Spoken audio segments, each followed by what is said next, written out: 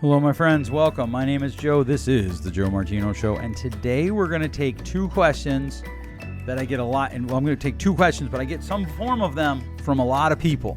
One talks about parenting. The other one talks about what do I do with family that is life-sucking and has brought chaos into my life, especially as we approach the holidays. Let's kick it off. This is the Joe Martino Show. You're listening to The Joe Martino Show, a podcast dealing with all things emotional, relational, and human nature. Joe is a licensed counselor in the state of Michigan, specializing in relationship therapy. He is also the author of the book, The Emotionally Secure Couple.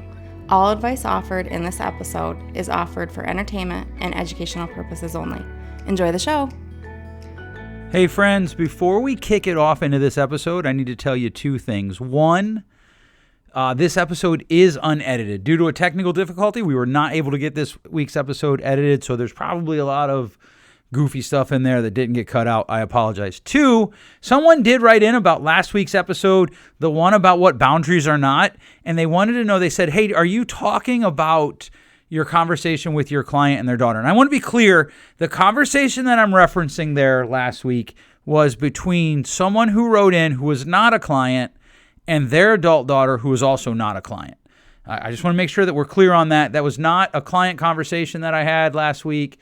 I did mention that I had a client who also shared that they were having a similar conversation with their adult daughter, and I had no communication with that adult daughter. So I wanted to make sure that we had that clear, just to clarify any confusion. All right, let's kick it off. Let's talk about some common questions that I get. Hey friends, welcome back. I want to take today and I want to address two things. One, we're almost to Thanksgiving, and so that usually starts a slew of emails and people reaching out to me asking me how to navigate family issues. I feel like I've answered some of these pretty regularly, just different versions of them. I'm going to answer one today that is because it's not really about necessarily Thanksgiving. And if you want to send me in questions, that's totally fine. I don't mind that. I usually write the person back and say, hey, it was addressed in this episode.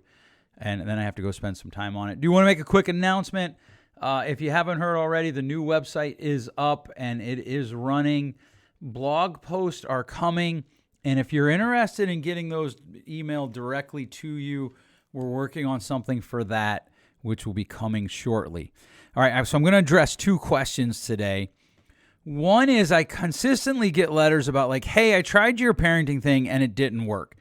Which I'll be honest with you, I find really frustrating because I'm always like, well, then you didn't try it because you know that when I talk about parenting, I expect failure. I expect for it to, quote, not work. And especially my favorite is when someone writes in or I see someone at the grocery store and they're like, hey, my husband listened to your podcast and he's no longer disciplining our children. I'm like, okay, so let's talk about this. I want to talk about this for a minute. I am not advocating for permissive parenting. All right, there's four types of parenting. Neglectful parenting, you just ignore the kid, don't meet their needs, any of their needs. Basically, you exist, they exist. Clearly, that is one we are not advocating for. The other one is authoritarian, and that is, because of my position, you will listen to me. I was talking to a dad one time, and his son was not brushing his teeth. And he said, so I went into his room and I physically moved him. Okay, what did that cost you? Well, he brushed his teeth. Did he? Did he brush his teeth to where they probably actually got better? Well, Joe, and immediately he went to, well, we're not just going to be his best friend and let him do anything and watch video games. Well, no, of course not. No one's arguing for that. That's neglectful parenting. Or at the very best, it's permissive parenting, right? So there's authoritarian, which is because of my position, you'll listen to me. I grew up in this environment. This was the whole community that I grew up in essentially believed this. And so, you will do what I say because of my position. It doesn't even matter if I do it. So one of the funny things that I often laugh at is when I was a kid, some of you are going to have no idea what I'm talking about, but I'm old enough to remember when phones actually were on the wall and Freedom was like this 50-foot phone cord. And the phone would ring, and you'd pick it up, and you didn't know who was calling because there wasn't even caller ID yet. You'd be like, hello, and they'd be like, hi, is so-and-so there, right? It'd be one of my dad or my mom. And I would go I say, hold on, let me check. And I'd go like, hey, Dad, it's so-and-so. And he would say, tell them I'm not here. Now, I'm not picking on my dad. This was a relatively ubiquitous situation for most adults in that day. So you want me to go lie, even though the other day I got spanked for lying. Is that right? And then those same adults, especially in the community that I grew up in, which is pretty religious, pretty conservative, would talk about how deplorable it was that our society was embracing situational ethics, which is exactly what they were embracing by telling me to go lie when I was, when they didn't want to talk on the phone. Rather than say, hey, tell them I don't want to talk, we're going to lie so we don't hurt their feelings. Right? And so what happens there is but you still can't lie to me because I'm the authority. So permissive parenting, we want to avoid that. That's the parenting, like the father that I was talking to, of like, oh, well, just let him do whatever. And we clearly want to, avoid neglectful parenting. I would argue we want to avoid authoritative parenting, which says, because I'm the authority, you will listen to me. Now, sometimes maybe we have to do that. My wife and I talk about this a lot because we're not in the same place on this. I tend to think the more often you have to say, because I'm the parent, you're losing. In fact, I would argue that almost any time you said it, you've lost, which doesn't mean that you still shouldn't say it, because sometimes even after you've lost, you have to throw up the Hail Mary. Right? We want to avoid this intensity-driven model of, if you don't do what I want, I'm going to create enough consequences in your life, enough pain in your life that you'll do what I want because I know what's best for you because I'm the adult. Now, we could have that conversation like, hey, I really think I know what's best for you here. I know what the best outcomes are. But now we've moved from authoritarian to authoritative parenting. And that's actually what I am advocating for. I think that we need more parents who operate out of an authoritative thing. We don't need parents who just let their kids do whatever they want to do. But we kind of do, as long as they make sure that there are natural consequences following them. We don't need parents inventing false consequences or silly consequences that don't match the offense. We don't need parents who believe intensity is going to win. So, Junior didn't eat. I think I said this a couple weeks ago. I was talking to a guy, his 6-year-old didn't eat supper, so he sent them to bed at 6 p.m. That's stupid. And literally when I was telling that story in a group, this one guy's like, well, they didn't eat. What does that have to do with eating? Like, and that's about, I'm in control and I should be in control and I'm not. And so I'm going to come after you and make you know that I'm the authority here and I'm in control. There's a really interesting meme on Instagram by someone I think named Shelly. I don't remember. Shelly Robinson, I think. And she says, let's stop pretending that punishment is a teaching tool. Is a teaching tool, and start admitting that it's a symptom of a dysregulated adult who's actually discharging their anger onto a child in a misguided attempt to teach them a lesson. Now, I want to be clear. I'm not saying that there can't be consequences, right? But I love that quote because a lot of times parents move away from the idea of consequences, and they're not training their child. They're looking to punish their child because the child did something that they didn't want to do. And here's what happens. I was talking to a guy in his 30s, young kids, and he and his wife were talking to me about parenting, and they were trying to figure this rhythm out. And it's a rhythm. There is push-pull to it. There is a lot of work to it. And so what they said was, what I went through these 4 styles, and what he said, I think I kind of flip-flop between permissive parenting, where I just ignore the kids and I let them do whatever they want to do, and authoritarian parenting. And I would say I would agree with that. So here's an example. His 2 boys are wrestling. I think they're like 8 and 6. They're wrestling in the backyard. One starts to cry. He's ignoring it because, hey, if there's something wrong, you need to come tell me. But the kid isn't come telling him. He can hear him crying. And it gets going, and it keeps going, and it keeps going. And finally, he just starts screaming. Knock it off. I'm going to take your phones for the next 18 years. I don't know what he said. But whatever it was, that's a run of flipping from permissive parenting, he's just letting him do whatever, borderline neglectful, although neglectful is really more out there, right? To authoritarian, where I'm going to tell you what to do and you're going to do it just because I told you. And when we flip-flop between those things, we run into trouble. That's just how that happens. And so what I'm arguing for is the authoritative parent. You have authority. You are the parent. You do need to exercise that. But your job is to train your kids. Your job is to help them learn how to solve problems. You don't do that by solving the problem for them, and you also don't do it by ignoring them and pretending that a problem isn't there.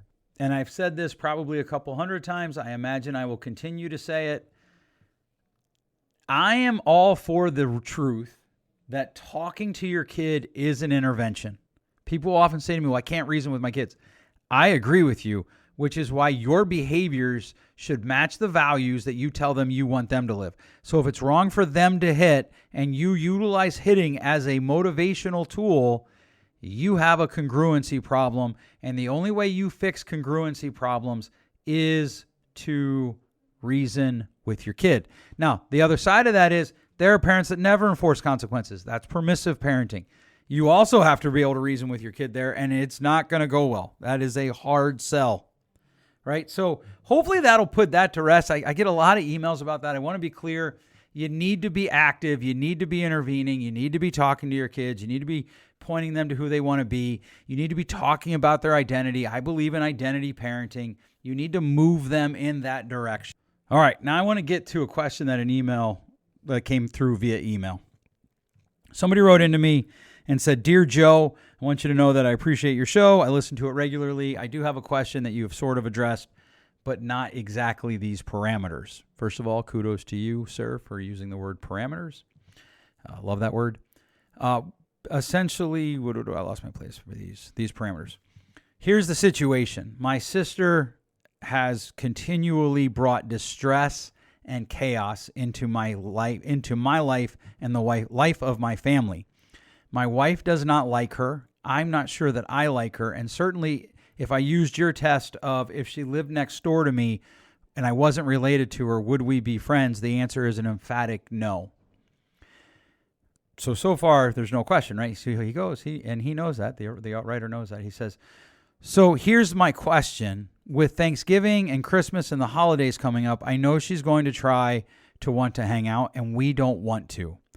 Honestly, hanging out with her is incredibly life-sucking and not life-giving. What do we do? It's a great question, and I get it a lot. Hey, what do I do?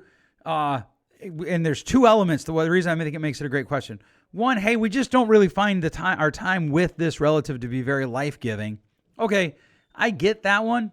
And maybe you kind of live in that tension of like, okay, it's not very life-giving, and I need to probably spend some time with them because we are related and we are family, and I have some obligation to family. They bring destruction and chaos. That's a different situation. They bring intentional pain. Now, he didn't say that here. He and I emailed back and forth a little bit. I wanted to get a better understanding of what was going on. They bring what seems to be intentional pain into my family's life. That's a different situation. So here's kind of the run out on this. Then don't hang out with her, right? And we all have probably somebody in our lives that we have to keep at arm's length that we're related to. That if we weren't related to, we wouldn't hang out with them at all. We wouldn't interact with them at all. We'd keep them beyond arm's length. We'd keep them on property length, right? Property length being you wouldn't let them on your property. But in a situation like this, as he talks about his sister, and he and I emailed back and forth, and he told me some of the things that she did. She's stolen money from him. She's done some things that were really big deals. Okay, well, at some point, you have to draw boundaries. Boundaries are loving. Boundaries are good. Because here's the thing that I always want to ask people. What is it costing you to spend time with this person? And sometimes the answer is it costs me nothing but time and some energy. And so I probably ought to be willing to pay that at some level. But when we start talking about somebody intentionally bringing in chaos, intentionally bringing in destruction, what happens is we're now paying far more than we probably should be willing to pay. We're now paying far more than any potential ROI. And so part of the boundary then is like, and this is the question that he had. I didn't read his whole email. It's like, what am I teaching my kids in both directions, right? If I say, okay, hey, sis, I think her name's Tammy. Hey, Tammy, you can't come to our house for Thanksgiving. What am I teaching my kids? If I say to my kids, you can come, and my kids don't want her to come, what am I teaching my kids? I was talking to someone else wrote in and they're like, hey, I've been invited to my family's Thanksgiving meal and my sister's new boyfriend is coming to the meal and she's not divorced yet. They're bringing all of the new boyfriend's kids. I don't feel that they're being honest about her ex-husband. They're kind of vilifying him to make this work. And I don't share those values. I'll be honest with you. I wrote that person back. I was like, what does it cost you to go? It's not and what it boils down to is this. The person believes that it costs them their integrity because they're giving their tacit approval to the new relationship, which some of you listening, like, well, that's none of their business. And so that's your right. They have the right to run that out. And it's the same issue. Like, okay, what am I communicating to people? And for that person, it was a big deal of like, hey, I'm not giving my approval to that relationship, which, okay, fine. I guess, I don't know. What do you want your parents to do? That's the thing that I would run out. And that person, it was a very short email exchange. Back to the guy who wrote in about his sister. That's the $1 million question. What are you teaching your family? And here's the thing. His kids are all old enough that they've come to him and they said, we don't want to hang out with her. And so I would actually argue then it's probably time to kind of cut that loose. I'd be honest, like, hey, my family doesn't find their time with you to be very life-giving. In fact, it's very life-draining, and it's causing issues in our family that I need to protect them from. And yes, I would expect your sister to get pretty upset. I would expect your sister to be pretty angry. And I would also be okay with that. Because what you're running out is where do your priorities primarily lay? To your sister, I get emails about dads and moms and stepmoms and brothers and step family. Or does it primarily lay with the people that sleep under your roof almost every night of the year, if not every night of the year? Where does your responsibilities run out? And those questions, the answer to those questions will direct you. And so I would say, look, if you find that your family, it's a net loss for the three or four people, I don't remember how many kids he said he had. I think he said he had 3 kids, so it'd be 4 people. The 4 other people that live under your roof with you, and it's a net loss, I think you have a greater obligation to them than you do to satisfy your sister's emotional needs. And this is where it can be hard because a lot of people, they're like, hey, I want to be good to my family. I feel bad for them, right? I know somebody who was like, my problem is if I cut my dad off, he's all alone, right? But he's all alone because of the choices that he made in the life that he lived, and you can't remove natural consequences and still expect positive growth. It just isn't how it works. And so when you run that out, the danger is that if you do it and you're like, well, you know what, kids, you're just going to deal, you're telling them you're not quite as important as your aunt's feelings. And that's super hard. I get it. It's a hard situation with a lot of bad choices, but you have to pick the best of the bad choices. So as the holidays come, as we get closer to the holidays, this episode might actually drop. I think this one will drop the week before Thanksgiving. This might be the Thanksgiving episode. No, this one will probably drop right before. I'm not sure. But either way, when it does drop, one of the things that you have to consider is whatever choice I make here, what's the values I'm trying to reflect by that choice. All right. Thanks so much for listening. Send me those emails. Reach out to me if you have questions. I'm happy to answer them. Share this with your friends if you find value. Give me a rating. Would love to get a rating from you. Give me some feedback. Tell me what you like, what you don't like. Whatever it is, let me know. Thanks so much for listening. We'll catch you next week. Thanks for listening. If you enjoyed today's show, please share with a friend. And hey, give us that rating in your podcast store. Until next time, change possible.